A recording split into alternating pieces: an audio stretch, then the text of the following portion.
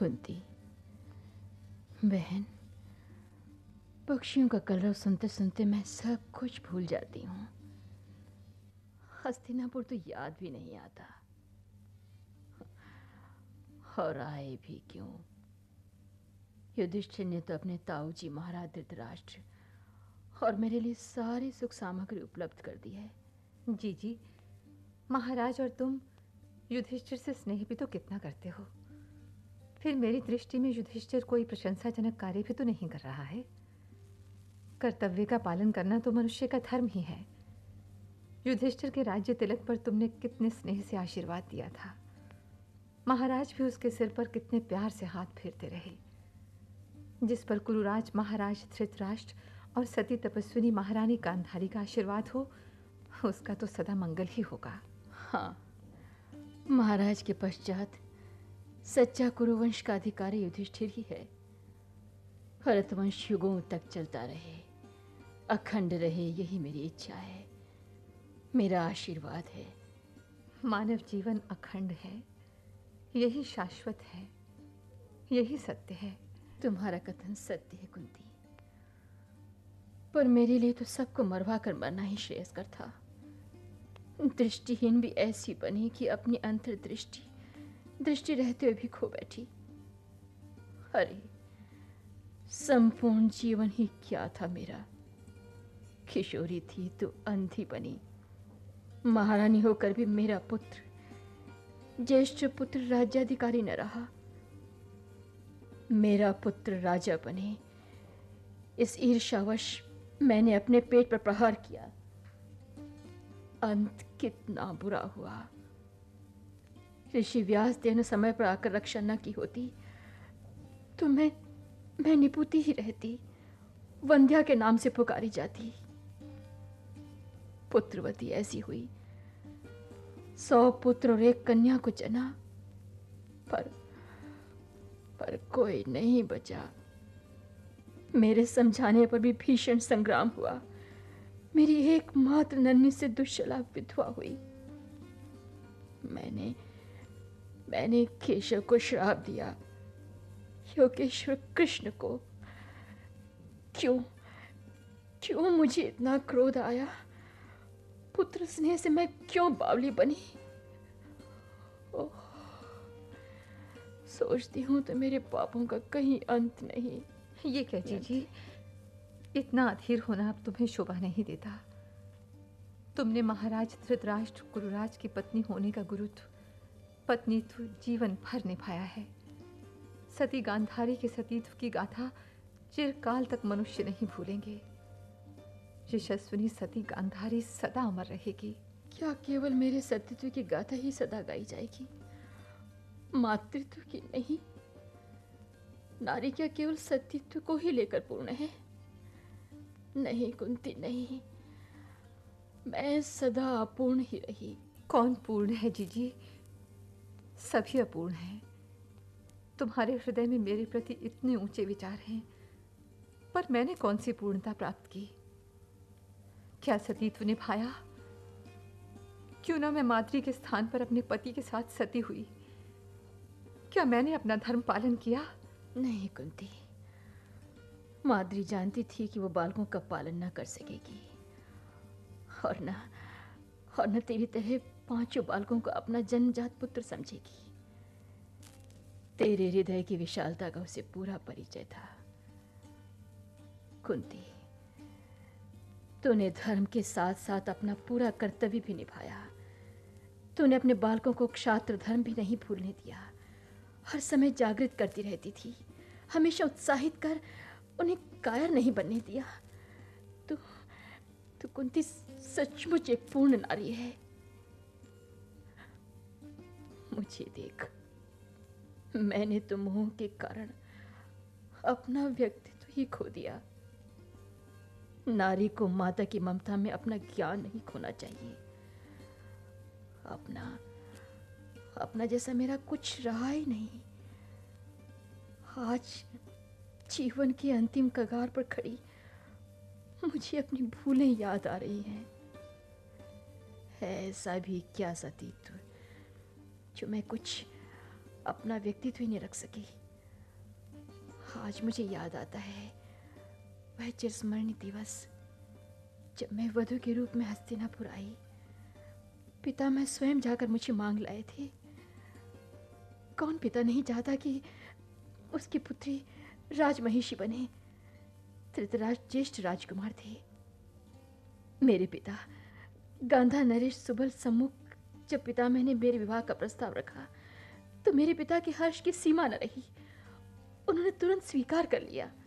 मैंने तो ऐसा सुना था कि तुम्हें गांधार से लाकर यहाँ तुम्हारा विवाह हुआ। हाँ कुंती, ये सत्य है। धृतराष्ट्र जन्मांध थे।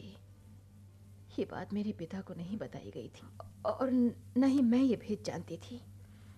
इससे जैसे ही मुझे अपनी सखी से समाचार मिला मैं हर्ष से नाच उठी।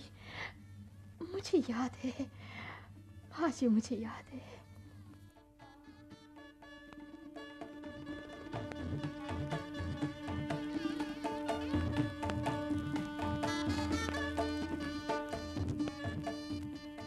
राजकुमारी गांधारी, अंत में पर्वतीय क्षेत्रों को लांघते हुए विशाल मैदानों को पार करते हुए हम हस्तिनापुर आ पहुंचे।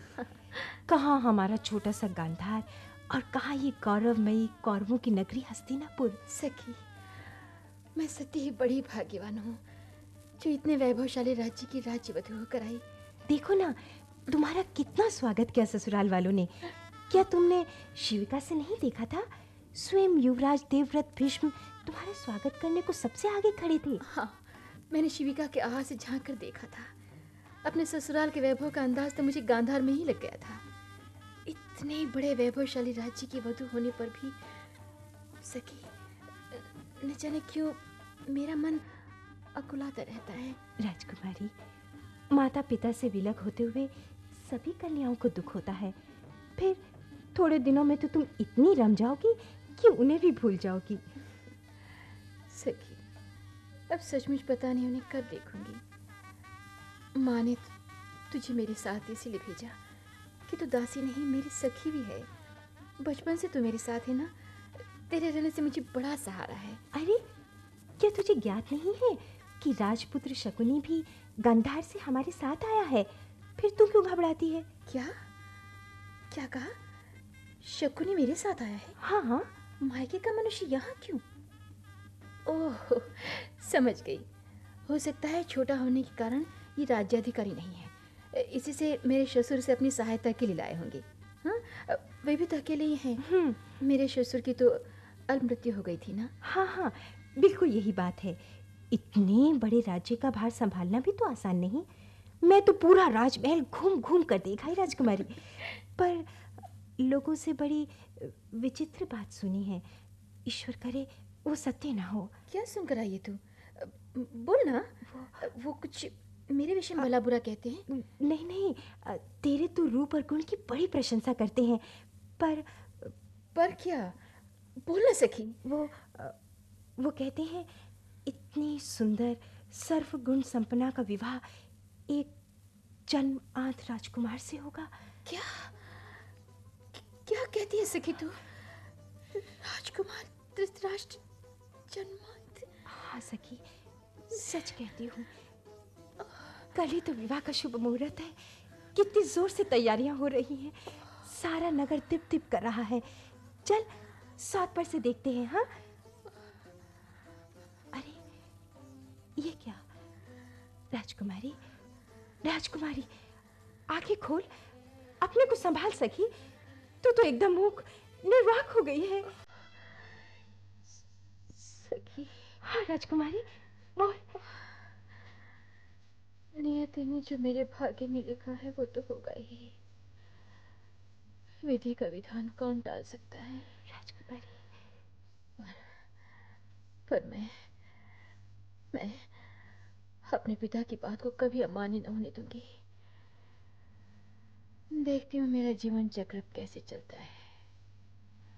सखी, यदि मेरे पति को बाह्य दृष्टि का सुख नहीं है तो मैं भी उस सुख का उपभोग न करूंगी। जीवन भर अंधी रहूंगी, आंखों पर पट्टी बांध लूंगी। राजकुमारी, बस बस, आज से मेरे लिए बाह्य दृष्टि का सुख समाप्त। युधिष्ठिर।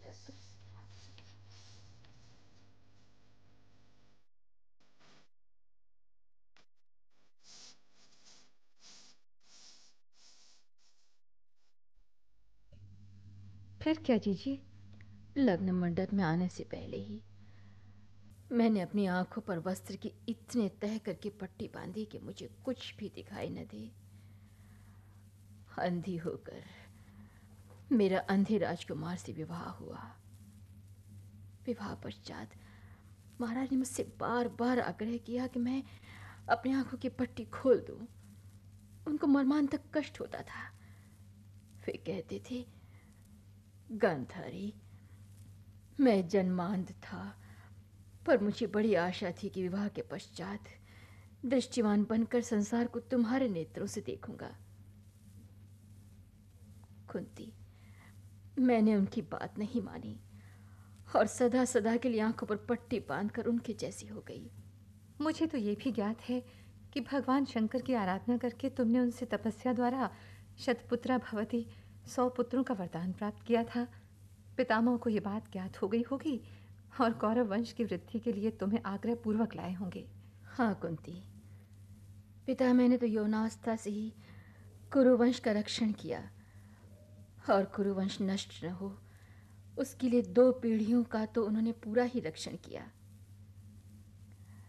किंतु आजन्म ब्रह्मचारी रहकर उन्होंने कौरव वंश को जिस कलह से नष्ट होने से रोका, अंत में वही हुआ। मेरे पुत्र दुर्योधन के कारण कौरव वंश नष्ट हुआ। मैंने उस समय कितनी बड़ी भूल की। दुर्योधन के जन्म की तो मुझे जानकारी है, क्योंकि मेरा भीम भी उसी दिन पैदा हुआ था। लेकिन दुर्योधन के जन्म लेते ही बड़े बड़े भयंकर अपशकुन होने लगे। इतने अमंगल सूचक लक्षणों को देखकर विदुर ने महाराज से कहा था, भाई, आपके इस ज्येष्ठ पुत्र के समय जैसे अशुभ लक्षण पैदा हो रहे हैं, उनसे तो निश्चय होता है कि आपका यह पुत्र कुल का नाश करेगा। इसे अभी से त्याग दीजिए। 100 में 1 कम ही सही, ऐसा समझकर इसे त्याग दीजिए। पर सबके समझाने बुझाने पर भी पुत्र स्नेहवश मेरे पति पुत्र का त्याग न कर सके। पर जीजी, आपने तो कभी दुर्योधन को युद्ध के लिए प्रोत्साहन नहीं दिया।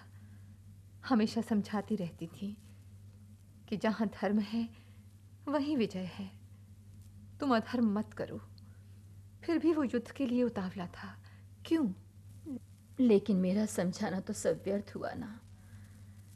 दुर्योधन राजसूय यज्ञ के बाद जब अपमानित होकर लौटा तो उसके अपमान का दुख उससे अधिक मुझे हुआ। वो दिन रात ईर्ष्या से जलता रहता था। द्रौपदी के द्वारा किया गया अपमान, उसके वे शब्द, अंधस्य अंधः पुत्र, उसे निरंतर बेधता रहता था। जी, द्रौपदी ने भी तो बोलने में कुछ कसर नहीं उठा रखी। मनुष्य समझता नहीं है, कभी कभी एक शब्द भी ऐसा मुख से निकल जाता है जो दूसरे के हृदय में सीधे तीर की तरह बिंध जाता है। दुर्योधन निश्चय ही अपमानित हुआ। हाँ कुंती, यहीं से तो कलह का बीजारोपण हुआ। दुर्योधन पांडवों से बदला लेने को तिल मिला उठा। शकुनी ने उसको सहारा दिया और उसी की सलाह से उसने अपने पिता से जुआ खेलने की अनुमति ली। प्राण त्याग का भय दिखाया तो विदुर के समझाने पर भी महाराज ने हाँ कर दिया। क्या बताऊं कुंती, मुझे तो यही दुख सालता रहता है कि मेरे मायके के व्यक्ति, मेरे भाई के कारण मेरे कुल का नाश हुआ। तुम शकुनी का क्या कर सकती थी जीजी? बहन भाई का संबंध कितना नाजुक होता है। फिर वो तुम्हारी बातें सुनता भी क्यों, जबकि दुर्योधन का वो सबसे प्रिय और सलाहकार मामा था। शकुनी ने तो जन्म से ही दुर्योधन पर अपना रंग चढ़ा दिया था कुंती। वो जानता था कि दुर्योधन पांडवों से चिढ़ता है। उसकी इस कमजोरी का लाभ उठाकर वो उसे उकसाता रहता था। नहीं जीजी, अकेले दुर्योधन को ही क्यों दोष देती हो? युधिष्ठिर क्या कम लालायित था? भाइयों के समझाने पर भी उसने जुआ खेलने की दुर्योधन को स्वीकृति दी। वो अपने को बड़ा खिलाड़ी समझता था। जुआ ही तो कुल के नाश का कारण हुआ कुंती। फिर उसमें कर्ण, अश्वत्थामा, दुशासन सभी घृत में आहुति डालते रहे। द्रौपदी की लाज लेने में सच पूछो तो इन्हीं लोगों ने दुर्योधन को उकसाया। उस भरी कौरवों की सभा में इतना अधर्म। कौरव कुल वधु की लाज उतारी जा रही थी और सब मूर्तिवत चुप खड़े थे। लेकिन उस समय तो संपूर्ण कौरवों की सभा ही अधर्म पर चल रही थी जीजी। विनाश काले विपरीत बुद्धि। अंत तो वही हुआ जो होना था। कुछ भी कहो, अपनी बहन के अंधे पति और भांजे के लिए प्राणों को गंवाने वाला, जीवन भर साथ देने वाला भी तो तुम्हारे ही मायके का व्यक्ति था। पर अंत क्या हुआ? उसके कारण मेरे मायके के अनेकों गांधार वीर व्यर्थ मारे गए। स्वयं वो भी सहदेव के हाथों मारा गया। पांडवों के अज्ञातवास से लौटने पर मेरे भतीजे श्री कृष्ण पांडवों की ओर से संधि का प्रस्ताव लेकर गए थे। फिर आपने क्यों नहीं युद्ध रोकने में सहायता की? हाँ, ये सत्य है। जब श्री कृष्ण संधि का प्रस्ताव लेकर आए और दुर्योधन लाख समझाने पर भी 5 ग्राम तो क्या, सुई की नोक के बराबर भी भूमि देने पर तैयार नहीं हुआ, तब विदुर से महाराज ने मुझे बुलवा भेजा।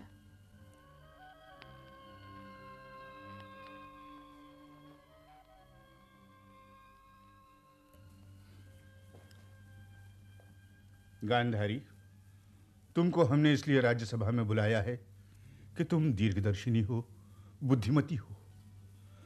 ये तुम्हारा दुष्ट पुत्र हमारी बात नहीं मानता। ये बड़ा अशिष्ट है और मर्यादा के प्रतिकूल आचरण कर रहा है। मित्रों के बहकावे में आकर सभा से उठकर चला गया है और संधि का नाम तो सुनना भी नहीं चाहता। तुम उसकी माता हो, उसे समझाओ। महाराज, अब वो क्या मेरी बात मानेगा? आपने सर्वदा उसकी अनुचित बातों का पुत्र स्नेह के कारण समर्थन किया है। इससे दोषी आप हैं। जब सर्वनाश उपस्थित है तो वो क्या मेरी बात सुनेगा? नहीं नहीं नहीं गांधारी, नहीं। तुम उसकी माँ हो। बच्चे को माँ से बहुत प्यार होता है। तुम्हारे समझाने से मानकर वो इस सर्वनाशी भीषण युद्ध को रोक सकेगा। भैया विदुर, तुम जाकर दुर्योधन को यहाँ बुला लाओ। जाओ। आज्ञा पिताजी। आओ आओ बेटा सुयोधन, आओ। तुम्हारी माता, तुम्हारी जन्मदात्री क्या कह रही हैं, तनिक सुनो। बोलो माँ, अपने बेटे के लिए तुम्हारी क्या आज्ञा है? दुर्योधन पुत्र, मेरी बात मानो। यदि तुम पांडवों से संधि कर लोगे तो तुम अपने पितामह, गुरु और पिता की सेवा के भी भागी बनोगे। बेटा, उनका भाग उन्हें दे दो, इसी में सबका कल्याण है। माँ, आधे राज्य की तो बात ही क्या, मैं उन्हें सुई की नोक के बराबर भी भूमि नहीं दूंगा।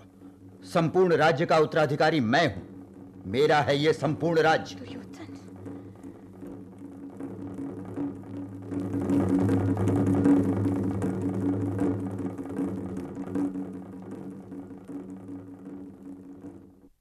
कुंती।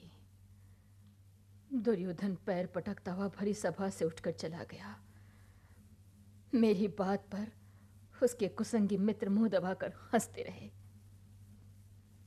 पर मैं सोचती हूं, क्या सचमुच मेरा मातृ हृदय चाहता था कि वो आधा राज्य पांडवों को दे दे?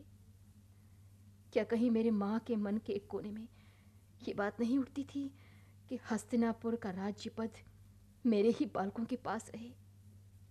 ओह, मां का मोह कितना सत्यानाश कराता है। आज जब सब बातों पर ध्यान देती हूँ तो मैं अपने को ही दोषी पाती हूँ। ऐसा न कहो जीजी, ये मातृत्व माँ की ममता का कहीं अंत नहीं है। मैंने भी तो सदा अपने बच्चों को उत्तेजित किया। अपना हक मत छोड़ो। जब कृष्ण संधि का प्रस्ताव अस्वीकृत होने पर विदुर जी के घर मुझसे मिलने आए तो मैंने पांडवों द्वारा संदेश भेजा था। क्षत्रिय जननी जिस आशा से बालक को जन्म देती है, उस आशा को पूरी करने का समय आ गया है।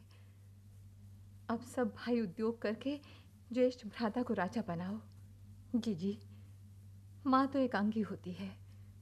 उसे अपने पुत्र की ममता और भलाई के लिए दूसरे में दोष दिखता है, अपने पुत्र में नहीं। फिर तुमने अपने पुत्रों की भलाई चाही तो कोई बुरा कार्य तो नहीं किया? नहीं कुंती, नहीं। जिस न्याय बुद्धि से तूने माँ का कर्तव्य निभाया वो मैं खो बैठी। माँ की ममता और मोह में फंसकर कर्तव्य का पालन कहाँ किया। अपने मन की भावना में तुम्हें क्या बताऊं। जब जब वनवास जाते हुए बेचारे पांडव मेरा चरण स्पर्श करने लगे तो मैंने उन्हें मुख से तो यही आशीर्वाद दिया कि सकुशल वापस लौटो, पर कहीं मेरे मन में ये पाप था। अच्छा हुआ मेरे बच्चों का मार्ग निष्कंटक निर्विघ्न हुआ। क्या क्या कहूं कुंती, ऐसे ही उहापोह में मेरी सारी आयु बीती। पश्चाताप ही मेरा साथी रह गया है। जी, अब शांत करो मन को। जो हमारे तुम्हारे भाग्य में था वही हुआ। क्या कहूं कुंती, उस समय दुर्योधन की मृत्यु से तो मैं पागल हो गई थी। सब विवेक ही खो बैठी थी।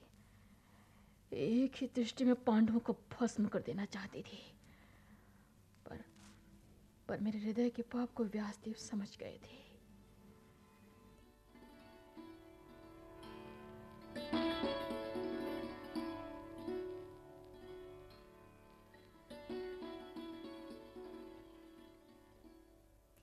गांधारी, मैं तुम्हारी आंतरिक भावना को समझ रहा हूं। तुम पांडवों पर क्रोध मत करो, शांत हो जाओ। तुम जो उन्हें शाप देना चाहती हो वो किस कारण, दोष किसका है? मेरी बात सुनो। गत 18 दिन के भीषण युद्ध में तुम्हारा विजयाभिलाषी पुत्र प्रतिदिन तुम्हारा आशीर्वाद लेने आता था। मां, मैं शत्रुओं के साथ संग्राम करने जा रहा हूं, मुझे आशीर्वाद दो। उसके इस प्रकार कहने पर तुम्हारे मुख से यही शब्द निकलता था, जहां धर्म है वहीं विजय है। तुम सत्य भाषणी हो, इसी से तुम्हारे मुख से सत्य बात निकलती थी। अब अपने क्रोध को शांत करो, मां के प्रेम में अंधी मत हो। भगवान व्यासदेव, पांडवों के प्रति मेरा कोई दुर्भाव नहीं है और न मैं इनका नाश ही चाहती हूं, किंतु पुत्र शोक के कारण मैं व्याकुल हूं। मुझे कुछ सुझाई नहीं पड़ता। हाय, मेरे सारे पुत्र मारे गए। मैं जानती हूं कि कौरवों ने अभिमान में भरकर युद्ध किया और अपने साथियों सहित लड़ मरे, पर भीम ने गदा युद्ध में अधर्मपूर्वक दुर्योधन की जंघा पर ऐसी चोट की कि वो मर गया। उसने दुशासन का लहू पिया। उसके अनुचित कार्य ने मेरे क्रोध को भड़का दिया। कहां है भीम, कहां है पांडव? मैं भीमसेन आपके सामने खड़ा हूं। माता, आप जैसे कौरवों की माता हैं वैसे ही मेरी भी पूज्या हैं। मुझे क्षमा कीजिए। यदि दुर्योधन ने अधर्म पूर्वक जुए में युधिष्ठिर को न जीता होता, अपनी जांग पर द्रौपदी को न बैठाना चाहता, तो मैं यह दुष्कर्म करने को क्यों बाध्य होता? यदि मैं अपनी प्रतिज्ञा पूरी न करता तो छात्र धर्म से पतित समझा जाता। भीम, तुम बड़े क्रूर और कठोर हो। तुम लोगों ने हमारे पुत्र पौत्र सभी मार डाले, हमारा वंश निर्मूल कर दिया। हम दोनों अंधों के सहारे के लिए लकड़ी के समान एक पुत्र भी जीवित न छोड़ा। क्या यही तुम लोगों का धर्म पालन है? यही तुम लोगों का धर्म पालन है? कहां है वो धर्मराज का ढोंग रचाने वाला सत्यवादी युधिष्ठिर? देवी, कहां है? देवी, ये मैं आपके पुत्रों का संहार करता, आप लोगों को दुख के सागर में ढकेलने वाला क्रूर कर्मा युधिष्ठिर आपके सम्मुख उपस्थित हूं। मुझे दंड दीजिए। जीवन, धन, राज्य, पुत्र, मुझे किसी का भी मोह नहीं। आप मुझे शाप दीजिए।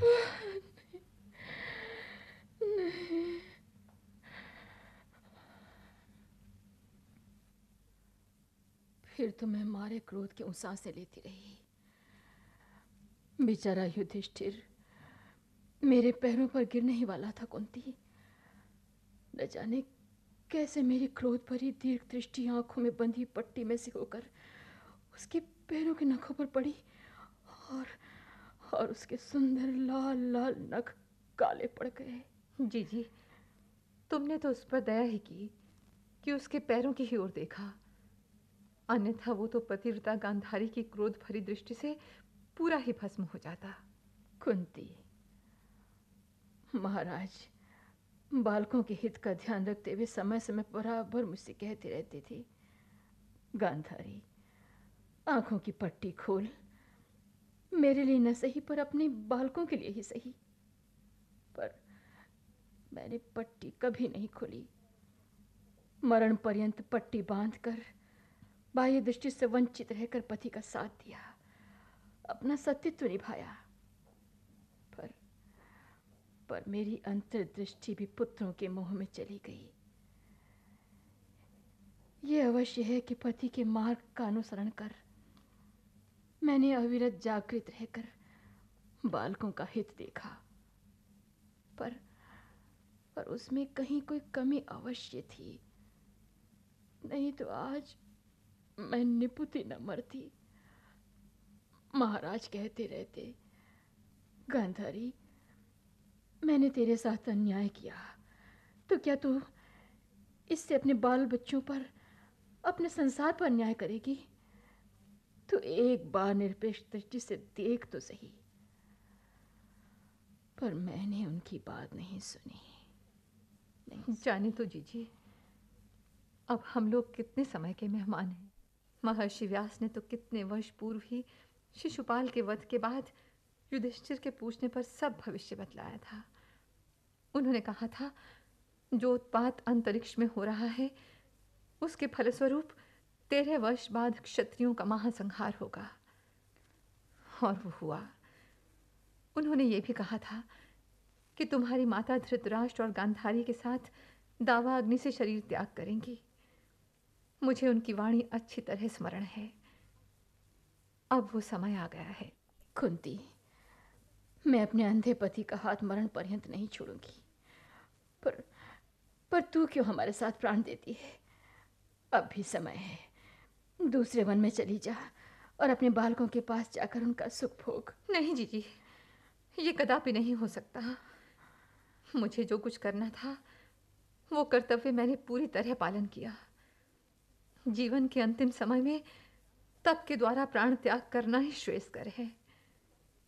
मैं तुम लोगों का साथ नहीं छोड़ूंगी, नहीं छोड़ूंगी जीजी। तब ठीक है, चलो अब हम सब गंगा तट पर चलें और अंतिम प्रयाण की राह देखें। वातावरण में कुछ धुआं खुल रहा है। ऐसा प्रतीत होता है कि वन में कहीं अग्नि का प्रकोप हुआ है। देखो, दूर धुआं उठता भी दिखाई दे रहा है। हाँ, मुझे भी धुएं की गंध आ रही है कुंती। अवश्य ही हमारे वन में दावाग्नि लग गई है। मेरे कान अब अग्नि की प्रलयंकारी आवाज भी सुन रहे हैं। शीघ्र ही बड़वानल हमारे पास आ जाएगा। वायुमंडल में व्याप्त 5 तत्वों में मैं अपने को समाहित करने को उत्सुक हूं कुंती। मृत्यु भी मुझे जीवन चक्र का एक भाग लगता है। आज मेरा जीवन चक्र पूर्ण हुआ। आज मेरा जीवन चक्र पूर्ण हुआ।